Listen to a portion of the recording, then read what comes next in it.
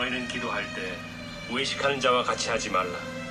그들은 사람에게 보이려고 회당과 큰 거리 어귀에 서서 기도하기를 좋아하느니라. 내가 진실로 너에게 이르노니 그들은 자기 상을 이미 받았느니라. 너는 기도할 때 네 골방에 들어가 문을 닫고 은밀한 중에 계신 네 아버지께 기도하라. 은밀한 중에 보시는 네 아버지께서 갚으시리라. 또 기도할 때 이방인과 같이 중언부언하지 말라. 그들은 말을 많이 하여야 들으실 줄 생각하느니라. 그러므로 그들을 본받지 말라. 구하기 전에 너희에게 있어야 할 것을 하나님 너희 아버지께서 아시느니라. 그러므로 너희는 이렇게 기도하라. 하늘에 계신 우리 아버지여, 이름이 거룩히 여김을 받으시오며 나라가 임하시오며 뜻이 하늘에서 이루어진 것 같이 땅에서도 이루어지이다. 오늘 우리에게 일용할 양식을 주시옵고 우리가 우리에게 죄 지은 자를 사하여 준 것 같이 우리 죄를 사하여 주시옵고 우리를 시험에 들게 하지 마시옵고 다만 악에서 구하시옵소서. 나라와 권세와 영광이 아버지께 영원히 있사옵나이다. 아멘. 하나님께서는 인간의 죄를 사하기 위해서 당신의 아들 독생자 예수 그리스도를 이 땅에 보내셔서 십자가에서 피 흘려 죽게 하심으로 우리의 죄를 다 용서하셨습니다. 기독교는 하나님과 전능하시고 죄 없으신 하나님과 죄를 지은 인간의 그 관계를 먼저 용서라는 관문을 통과해야만이 가질 수 있도록 하나님과 인간의 관계를 용서로 연결해 놓으셨습니다. 용서의 다리를 건너지 않고는 결코 우리는 하나님을 뵐 수 없고 우리는 하나님을 감히 아버지라 부를 수 없고 기도할 수조차도 없습니다. 그래서 이스라엘의 구약시대의 이스라엘 사람들은 대제사장만이 1년 1차 한 번씩 하나님이 계신다고 하는 지성소에 들어가기 위해서 자기 자신을 위해서 속죄의 제사를 드리고 두렵고 떨리는 마음으로 지성소에 들어가서 짐승의 피를 가지고 속죄 제사를 드리고 죄를 빌고 이렇게 해서 하나님께 용서를 1년치 용서를 받아냈습니다. 또 그 다음 해에는 또 그렇게 연속 인간의 죄는 그런 짐승의 피로 영원히 속죄가 될 수 없기 때문에 그래서 하나님의 아들 예수님이 하나님의 어린 양이 되어 이 땅에 오셔서 죽으심으로 이미 우리의 죄는 예수 그리스도로 인하여 다 용서가 되었습니다. 복음이라는 것은 무엇이 복음입니까? 우리의 죄가 용서받았다는 것입니다. 회개하고 죄사함 받으라. 내가 가던 길에서 돌이켜 이제는 하나님께로 나와서 죄사함 받으라. 내 죄사함 받았느니라 하는 것이 바로 복음인 것입니다. 교회 나오십시오. 교회 나오면은 만사 형통합니다. 이거는 복음이 아닌 것입니다.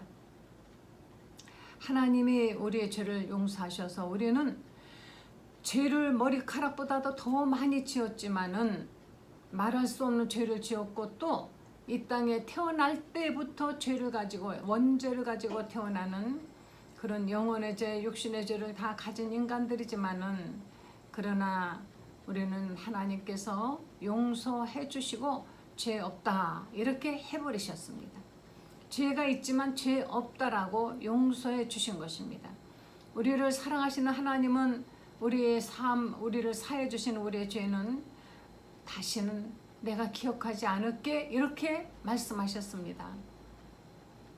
우리는 죄를 용서해 준다고 하지만 어떤 누군가의 죄를 용서하고 그런데 그게 기억이 자꾸 나요. 완전한 용서가 되지 않습니다. 기분이 상할 때는 더 많이 생각이 나죠. 그래서 그 얘기 또 끄집어내고 또 끄집어내고 어느 부분은 정말 용서할 수 없는 일이 아마 남편에게 있었던 모양입니다. 그 안에는 남편이 말하기를 저 사람은 레코드판입니다.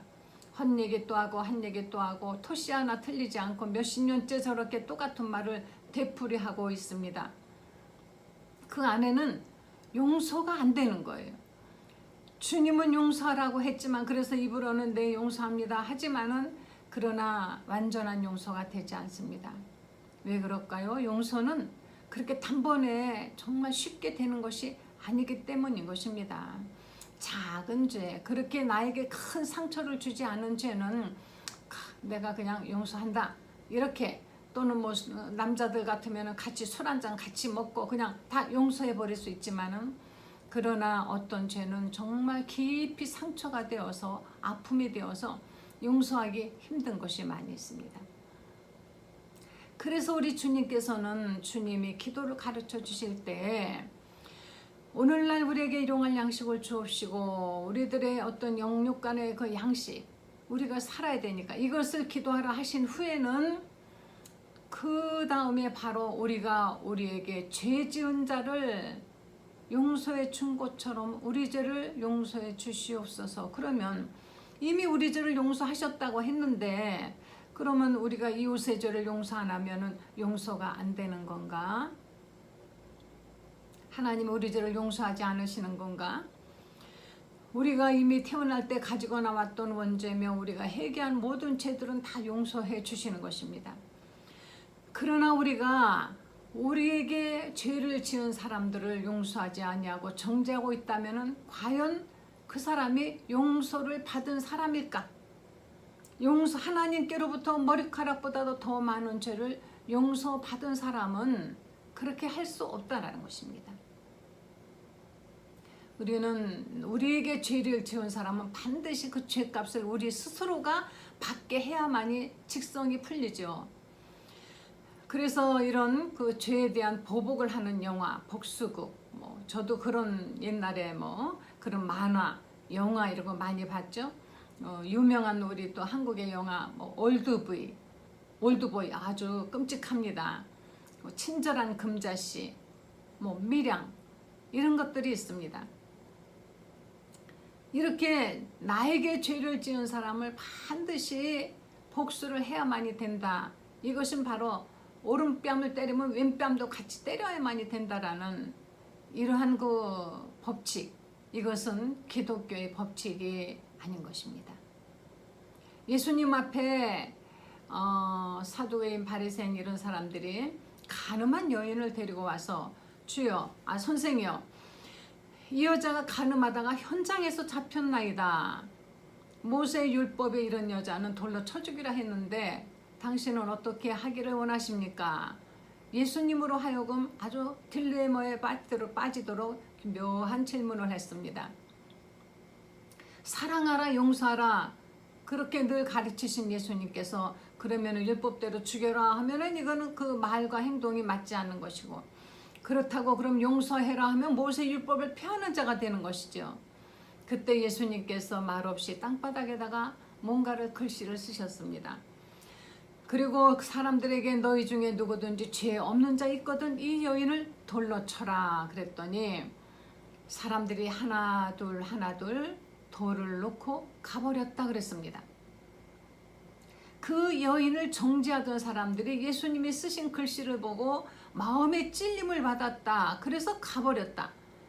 너희 중에 죄 없는 자가 만약 있다면, 이 여자를 돌로 칠 자격이 있는 사람이 있다면 쳐라. 그 여자를 정죄하고 돌로 쳐서 죽일 심판할 그런 자격이 있는 사람이 없다라는 것입니다. 예수님 말씀하시기를 여자여 너를 정죄하던 자들이 어디 있느냐? 다 갔나이다. 그러면 나도 너를 정죄하지 않는다. 나도 너를 정죄하지 않으니 가서 그 대신 더 이상 죄를 짓지 말라 하는 것입니다. 예수님 앞에 예수님이 병 고치신다는 소문을 듣고 사람들이 얼마나 인산인해로 예수님이 계신 곳을 막 애워싸는지, 어떤 중풍병 걸려서 누워 있었던 사람이, 그 사람이 예수님을 꼭 만나면 좋겠는데 들어갈 길이 없으니까 지붕을 뜯고서 친구들이 이 사람을 침대째 예수님 앞으로 내려버렸습니다. 그때 예수님께서 그 중풍병자를 보실 때 뭐라고 말씀하시는 거 아니, 만져주시고 안수해 주신 것이 아니에요. 소자야 안심하라 내 죄 사함 받았느니라. 사람들이 아니 지가 뭔데 죄를 사해? 예수님이 그들의 마음속에 그 말을 아시고 죄 사함 받았다 하는 말이 쉽냐? 병 고치는 병 고쳤다고 말하는 것이 쉽냐? 당연히 죄 사함이란 건 하나님만이 할 수 있는 일이거든요. 죄 사함 받았느니라 하는 그 말이 오히려 어려운 것입니다. 그러나 인자가 죄 사하는 권세가 있다는 것을 너희에게 보여주기 위해서 내가 이렇게 말했느니라. 내 침상을 들고 일어나 걸어가라 했더니 그 중풍병자는 예수님이 죄 사함 받았다, 죄 사하셨다라는 그 선포를 듣는 순간 그는 벌써 그 죄에서 해방받대요. 침상을 들고 일어나 걸어갔다 그랬습니다.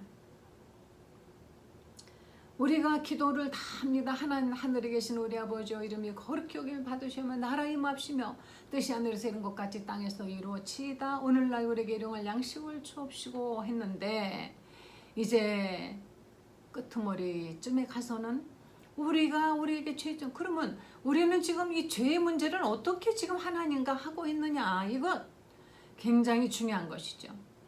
예수님 말씀하시기를 모든 율법은 위로는 하나님을 사랑하고 아래로는 내 이웃을 내 몸같이 사랑하라 하는 것인데, 사랑과 용서와는 어떤 관계가 있을까요?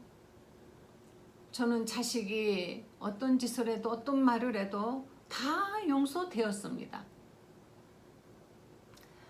철이 없기 때문에 정말 어떤 때는 가슴 아픈 말을 많이 하죠.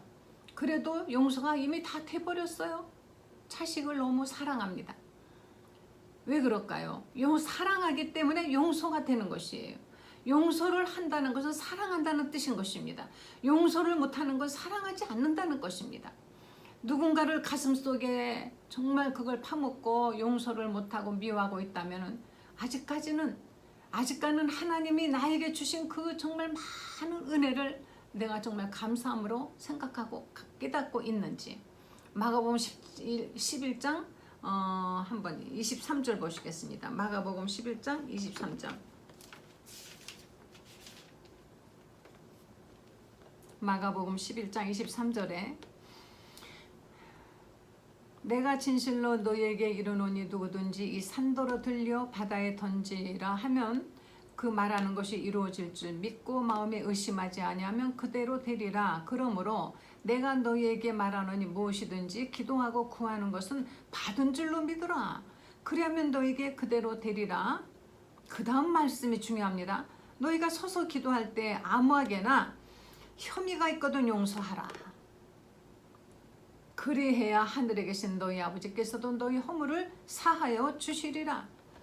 어떠한 믿음이 정말 태산 같은 믿음이 있어서 사나 옮겨오라 무슨 기도든지 다 응답받을 수 있는 기도를 했다 할지라도 기도하다가 누군가 용서하지 못한 것이 있으면 용서하라는 것입니다. 그래야 하나님도 너희를 용서해 주시고 내 기도를 들어주신다는 것입니다. 우리는 기도가 그냥 내 어떤 이기심으로 나만을 위한 기도를 이렇게 드린다고 해서 그것이 다 응답되는 것이 아닙니다. 누군가를 정말 미워하고 죽도록 미워하고 원수같이 하고 서로 소송하고, 교회에서 요즘은 소송이 그렇게 많아요. 성경에는 재판관 앞에 너희 문제를 가지고 가지 말고 교회에서 기도하고 교회에서 믿음 있는 사람하고 의논하고 교회 안에서 해결하라. 만약에 정말 너무너무 아픈 것이 있다면 하나님이 그거 다 알아서 갚아주신다고 말씀하셨습니다. 우리 한번 마태복음 18장 21절 보시겠습니다.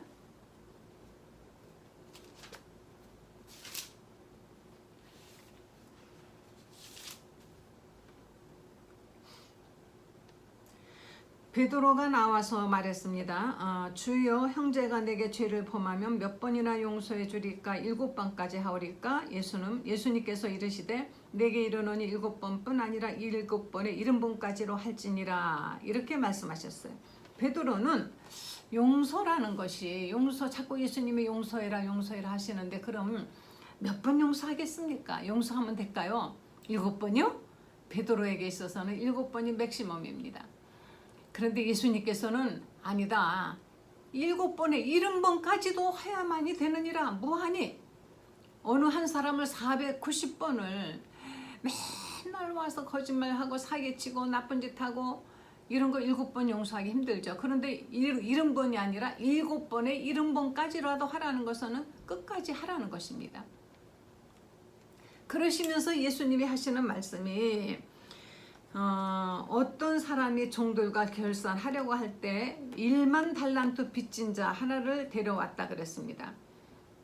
그리고 이 사람이 1만 달란트 데려왔는데 이 사람이 갚을 것이 없다고 주인에게 막 그냥 내가 이 주인에게 이걸 갚을 능력이 없으니 나를 불쌍히 여겨달라고 이제 막 빌었어요. 그랬더니 이제 이 주인이 이 사람을 불쌍히 여겨서 그래 안 갚아도 된다 하고 탕감해 주었습니다. 여기서 1만 달란트라는 것은 어마어마하게 큰 돈입니다. 지금으로 말하면 정말 뭐 수십억의 돈이죠. 그러면 이 사람이 1만 달란트의 그 탕감을 받았으면은 얼마나 기쁘겠습니까? 그래서 이제 풀어줬더니 나가다가 자기에게 100데나리온 하루 품삯 정도 빚진 어떤 동료 하나가 지나가니까 그 사람을 붙들어 가지고 목을 잡고 내게 진 빚을 갚으라. 그 사람이 말했습니다. 내가 돈이 없습니다. 나중에 갚을게요.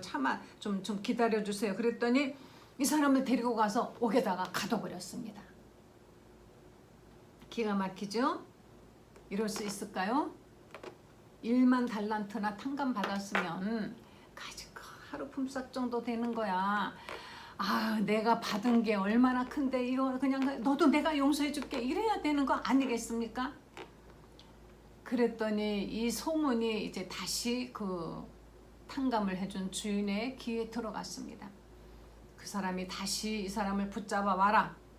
내가 너에게 1만 달란트나 탕감해 주었으면은 너도 내가 너를 불쌍히 여긴 것처럼 너도 그 사람을 불쌍히 여겨야 마땅하지 아니하냐. 33절에 내가 빌기에 내 빚을 전부 탕감해 주었거늘 내가 너를 불쌍히 여긴과 같이 너도 내 동료를 불쌍히 여김이 마땅하지 아니하냐.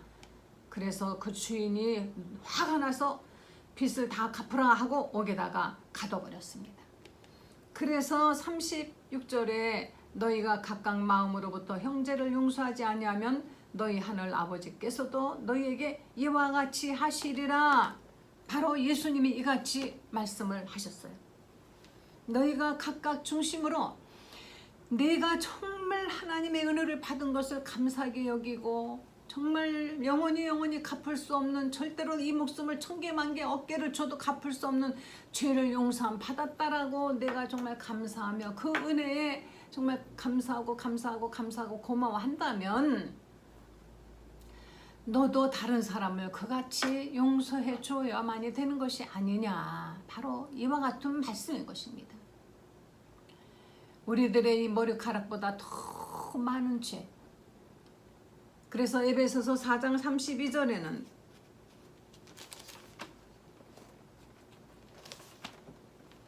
에베소서 4장 32절에 서로 친절하게 하며 불쌍히 여기며 죄를 짓는 사람 서로 용서하기를 하나님이 그리스도 안에서 너희를 용서하신가 같이 하라. 교회 안에 불쌍히 여기고 용서하는 이 긍휼과 용서와 사랑이 없습니다. 너무 부족해요. 우리나라 기독교가 지금 양적으로는 팽창하고 물질이 풍부합니다. 교회당은 너무나 아름답습니다. 그런데 정말 교인들의 마음이 그같이 아름다워야 되는데 교회당은 정말 멋지게 치장이 되었고 비싼 인테리어로 모두 장식이 되어 있습니다마는 그러나 교인들의 마음도 그같이 마치 액세서리 인테리어 치장하듯이 치장되었지 그 속에는 정말 진정으로 서로 불쌍히 여기고 용서하고 사랑하는 이 교회의 기능을 제대로 하지 못하고 있는 것입니다. 이 교회가 교회의 기능을 제대로 하지 못한다면 교회가 왜 이 땅에 하나님께서 필요하다고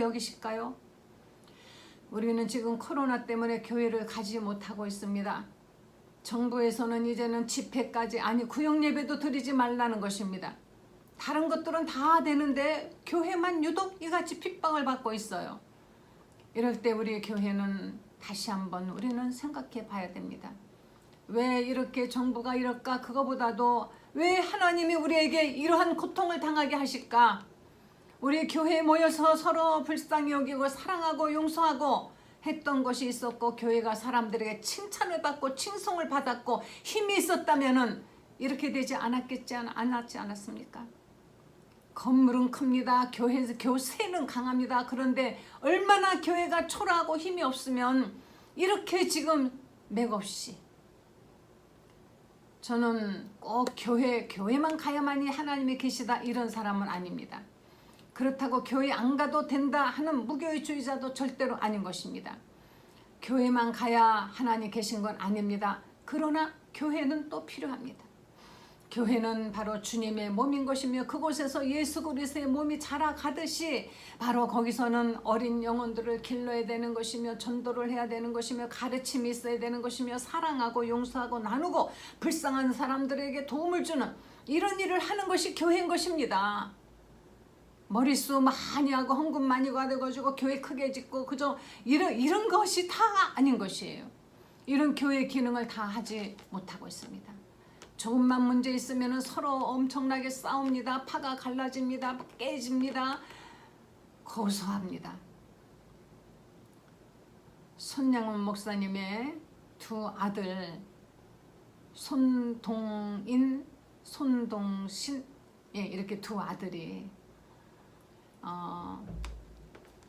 누군가의 밀고로 인해서 붙잡혀서 처형을 당했습니다.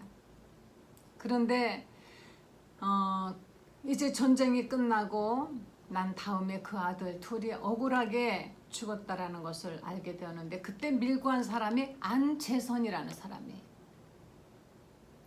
이 사람이 이제 사형을 받게 되었는데 그때 손양원 목사님이 그 안재선이라는 자기 아들을 죽인 원수를 찾아가서 내가 내 죄를 하나님이 우리의 죄를 용서해 주신 것처럼 예수 이름으로 다 용서하고 내가 기억하지 않겠다.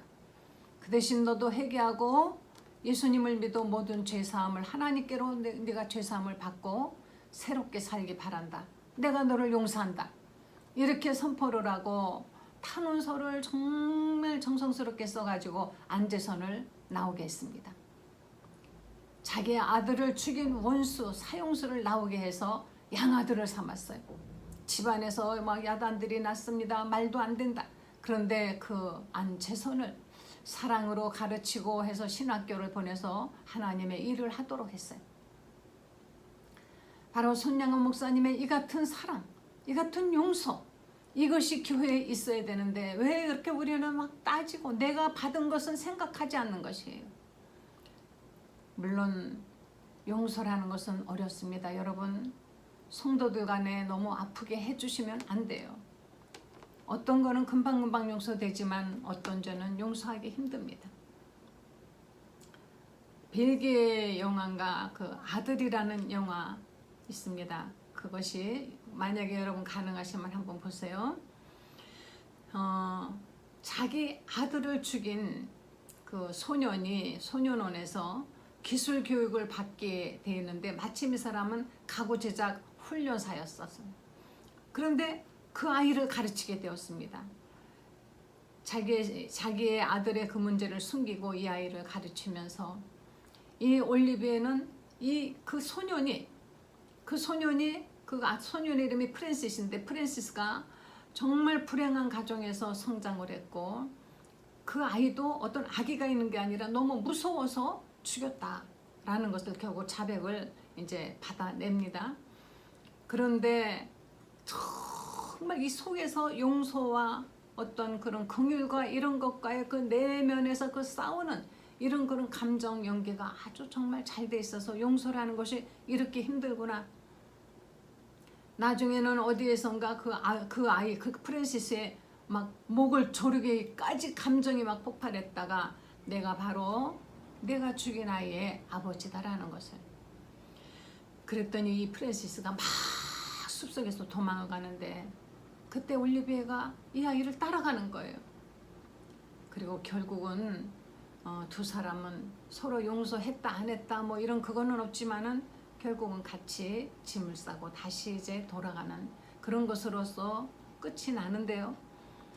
용서라는 것은 정말 힘든 겁니다. 너무너무 힘든 거예요. 그러나 그렇지만 우리는 하나님께서 먼저 나에게 너무 많은 것을 용서해 주셨고 너무 받은 것이 많기 때문에 기도를 하라는 것입니다. 하나님, 나에게 용서의 능력을 주시기를 바랍니다. 용서의 능력을 하나님께 구하고 정말 내가 용서받은 것을 너무 고마워하고 감사하는 마음으로 기도하고 나면은 그게 가능해지는 것이에요. 그런데 하루아침에 안 되겠죠. 1년, 2년, 때로는 어떤 사람은 10년을 기도하기도 합니다. 다윗 왕이 자기를 죽이려고 하는 사울, 그 사울 때문에 잘못한 것 하나도 없이 그냥 쫓겨다니고 그냥 산에서 들에서 잠을 자고 어느 날은 그가 그 사울을 죽일 수 있는 기회가 왔어요. 그런데 그때 다윗은 사울을 용서했습니다. 이렇게 여러 번의 기회를 용서를 했어요. 하나님께서 다윗을 왜 사랑하시고 왜 그렇게 크게 하나님이 축복해 주셨는 줄 아십니까? 다윗은 바로 그 같은 원수를 사랑할 줄 아는, 그래서 다윗은 언제나 그 성경에 말합니다. 바로 주여 내 머리카락보다 더 많은 내 죄를 용서해 주신 주여, 언제나 이렇게 나는 정말 죄인 중에 나는 또 정말 제일 큰 죄인입니다. 나는 태어날 때부터 죄인입니다. 그 죄를 용서해 주신 하나님께 늘 감사하는 다윗이었기 때문에, 그래서 다윗은 하나님께 기도하면 응답이 되고 하나님의 축복을 받을 수 있었던 것입니다. 우리가 우리에게 죄 지은 자를 사하여 준 것 같이 우리 죄를 사하여 주옵시고. 우리에게 죄 지은 사람 여러분 있죠? 마음에 용서하기 힘든 사람 있죠? 용서한다고 했는데 또다시 생각나고 또다시 미워지고 70번이던 70번에 7번 490번이던 4900번이던 우리는 하나님께 그렇게 안 합니까? 우리 하나님 앞에 회개하고 용서받고 감사해놓고 또 죄를 짓습니다. 또 불신합니다. 또 의심합니다. 하나님 싫어하는 일 또 골라 합니다. 여전히 우리 계속 죄를 밥 먹듯이 또 짓고 있는데 하나님은 계속 용서해 주시는 것처럼 우리도 이웃을 향한 이 용서가 계속 지속이 돼야만이 되는 것입니다. 물론 마음이 아프지요. 정말 그 용서라는 것을 하기 위해서 우리 마음속은 정말로 힘들고 어렵습니다. 그러나 이것을 하나님께 능력을 받아서 하나님 나에게 어떤 능력보다도 용서와 사랑의 능력을 주시고 죄를 지은 사람을 바로 하나님의 우리를 불쌍히 여긴처럼 불쌍히 여길 수 있는 능력을 주시옵소서. 이것처럼 큰 능력은 없습니다. 우리 주님께서 가르쳐 주신 우리에게 죄 지은 자를 우리가 용서해 준 것처럼 하나님도 우리 죄를 용서해 주시옵소서. 우리의 죄를 먼저 돌아보십시오. 하나님께 용서 받아야죠. 근데 우리는 이웃의 죄를 하나도 용서 안 하면서 하나님께만 용서해 달라고, 이건 말이 안 되죠. 관계가 성립이 안 되는 것입니다. 우리는 하나도 용서 안 해요. 그냥 마음에 꼭 원수처럼 아주 원수예요. 그러면서 하나님께는 날 용서해 주시옵고, 어떻게 그런 기도가 뻔뻔하게 나올 수 없죠. 하나님 정말 용서하기 힘듭니다. 그러나 하나님 나에게 제가 용서하려고 하고 있고 용서합니다. 저를 도와주셔서 제 마음에 평안과 긍휼 있게 해주시고 또 다시 생각나도 또 용서할 수 있게 해 주시기를 원합니다. 하나님께 용서받은 사람은 결코 자기를 극단적인 상황으로 몰고 가지 않습니다. 하나님께 용서받은 사람은요, 절대로 희망이 있고 소망이 있고 그러지 자기를 극단적인 선택을 한다 뭐 이런 일 하지 않습니다. 죄를 지었으면 먼저 하나님께 용서를 구하고 또 우리에게 어떤 사람이 있다면 그도 용서를 하면 되는 것이, 우리가 우리에게 죄 지은 자를 사하여 준 것 같이 사하여 줄 것이오니 주님 우리의 죄도 사하여 주시옵소서. 기도하십시다. 하나님, 우리의 가슴 깊은 곳에 있는 아픔과 슬픔과 고통을 준 사람을 우리는 잊지 못하고 계속 용서하지 못하고 있습니다만, 하나님이시여 능력을 주셔서 그들을 용서할 수 있게 하여 주시옵소서. 우리의 죄를 용서하신 주님, 머리카락보다 더 많은 우리의 죄를 용서하신 주님, 우리를 불쌍히 여기신 하나님 아버지의 그 긍휼을 우리도 베풀게 해주시기를 원합니다. 이 같은 능력과 사랑이 없다면 어찌 우리가 크리스찬이라고, 예수님을 대신하는 그리스도의 사람이라고 할 수가 있겠습니까? 크리스찬은 그리스도의 사람이란 뜻인데, 바로 그리스도의 용서와 사랑을 우리도 실천하게 하여 주시고, 우리가 드리는 어떤 죄든지 다 용서하시고, 그리고 모든 기도를 응답해 주시기를 원합니다. 이 땅에 용서가 더욱더 많이 이루어지게 하여 주시옵소서. 모든 우리의 교회들이 용서가 넘치게 하여 주시옵소서. 감사드리면서 우리 주 예수님의 거룩하신 이름으로 기도했습니다. 아멘.